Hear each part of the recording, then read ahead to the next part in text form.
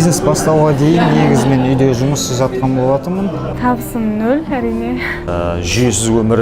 Түрлі идеялар келіп жатыр. Тағы бір бизнес ашқалы отырмын.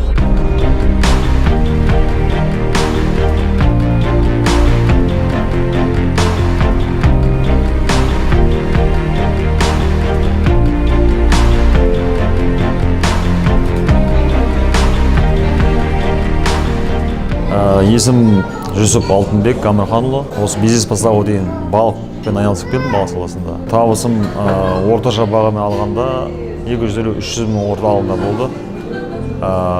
Бизнес бастауға келгеннен кейін табысым 2 есе өсті, 600-дің үстінде болды.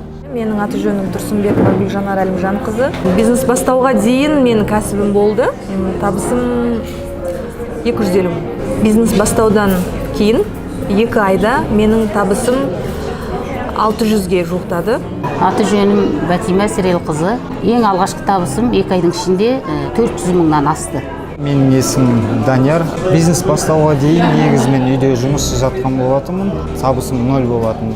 Ал бизнес бастауға келгеннен кейінгі табысым 2 айдың ішінде 420 мың теңге пайда болды. Менің есімім Бақнұр Айдана.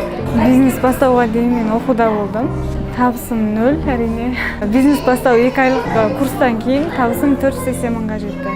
Негізгі мақсатым Ағайдың айтқан 8 құралы. ең ұнағаны кооператив. Өзіме видео түсіру қатынап отыр қазіргі таңда. Сайт жасау. Уақытты сапалы өткізуді өмірімде. 25 жыл жүйесіз істеген жұмысымды системаға, жүйеге қойып, 2 айдың ішінде 420 мың теңге тапсам, енді келесі алдыға қойған мақсат ол ай сайын, яғни стабильность, ай сайын миллионға шығу болып отыр.